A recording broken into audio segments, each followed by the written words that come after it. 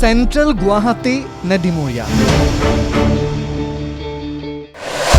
তেজপুৰ নে বৰছলা, টিয়ক নে শিৱসাগৰ, কোনটো অগপৰ কোনটো বিজেপিৰ ওলমি আছে সিদ্ধান্ত। ৰাজ্যৰ প্ৰধান আঞ্চলিক দল অসম গণ পৰিষদ আৰু বিজেপিৰ মাজত আসন ভাগ বটোৱাৰা ইতিমধ্যে চূড়ান্ত হোৱা বুলি ক'লেও কেইটামান সমষ্টিক লৈ দুয়োটা দলে পুনৰ বিবেচনা কৰাৰ সিদ্ধান্ত লৈছে। মুখ্যমন্ত্ৰী ডক্টৰ হিমন্ত বিশ্ব শৰ্মাই 5 মাৰ্চতে আসন বুজাবুজি হৈ যোৱা বুলি কোৱাৰ পাছতেই অগপই কোনকেইটা সমষ্টি লাভ কৰিব তাক লৈ অব্যাহত আছে চৰ্চা। বিশেষকৈ ৰঙানদী অগপই বিজেপিৰ পৰা আজৰি আনিব নোৱাৰাৰ ক্ষোভেৰে হতাশাৰে অগপ এৰি জয়ন্ত খাউণ্ড কংগ্ৰেছলৈ যোৱাৰ পাছত অগপ নেতৃত্বৰ বাবে জ্যেষ্ঠ নেতাক দলত ধৰি ৰখা হৈ পৰিছে বৃহৎ প্ৰত্যাহ্বান। আৰু এনে প্ৰত্যাহ্বানৰ মাজত বিমূৰত এতিয়া চেণ্ট্ৰেল গুৱাহাটী অগপ আৰু বিজেপি শিবিৰ। ৰমেন্দ্ৰ নাৰায়ণ কলিতাক দলত ৰাখিবলৈ হ'লে টিকটেই শেষ আশ্ৰয়। আকৌ সেয়া কৰিবলৈ গ'লে ডিমৰীয়াৰ অগপৰ বাবে হ'ব চৰম হতাশাজনক।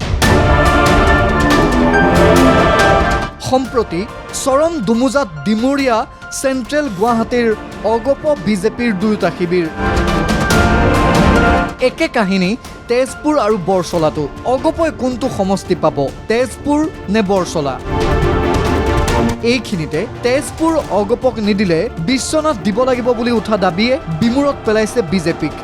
তাৰ পাছতো ওলমি ৰৈছে বৰছলাৰ প্ৰাৰ্থিত্ব।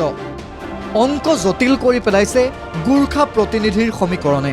এনে জটিলতাৰ মাজতে মুখ্যমন্ত্ৰীয়ে কৈছে সকলো অগপকে লাগিলে কি থাকিব বিজেপিলৈ। এজিপিৰ প্ৰাৰ্থী 126টা চিটত আছে, এইটো এটা ডাঙৰ পাৰ্টি হয়।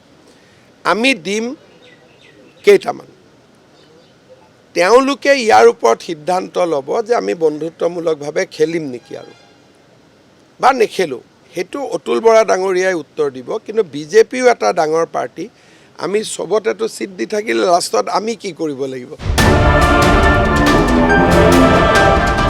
এই সময়খিনি বাৰুকৈ জটিল হৈ পৰিছে অগপ সভাপতি অতুল বৰাৰ বাবে। সীমাৰেখা অতিক্ৰম কৰিলেই বিপদ। দলটোৰ জ্যেষ্ঠৰ মুখলৈ চাব নে নতুনৰ বাবে কিবা কৰিব। বিজেপিৰ পৰাও আঁতৰি আহিব নোৱাৰে।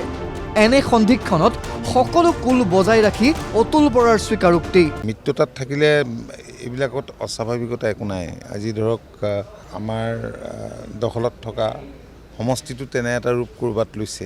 তো বিজেপিয়ে ভাবে যে অগপৰ দখলত দীৰ্ঘদিন ধৰি আছে, এইবাৰ আমাক দিলে ভাল হয়, এনেকুৱা কথা বতৰাবিলাক আহে। আৰু এজিপিও ভাবে যে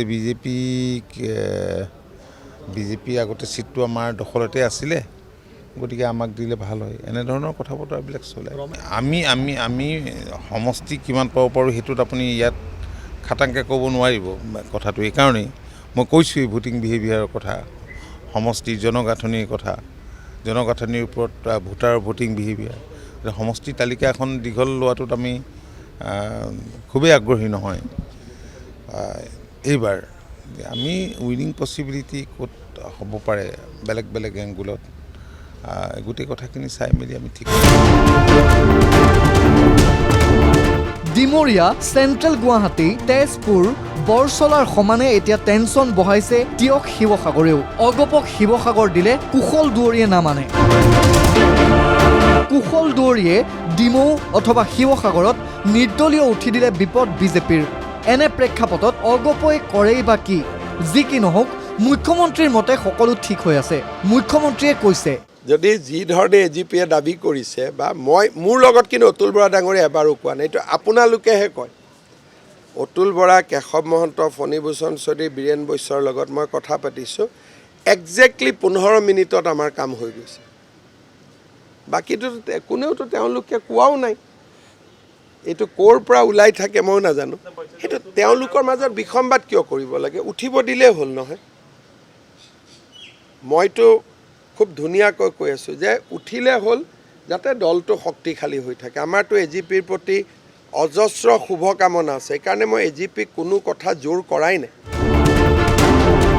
পিছে মুখ্যমন্ত্ৰীয়ে কোৱাৰ দৰে জটিলতা জানো শেষ হৈছে? হয়তো নাই হোৱা। বাকীবোৰ জটিলতা আঁতৰিলেও ডিমৰীয়া, চেণ্ট্ৰেল গুৱাহাটী, টিয়ক, শিৱসাগৰ, তেজপুৰ বৰচলাৰ অংক এতিয়াও জংকপংক। Bureau report ND24।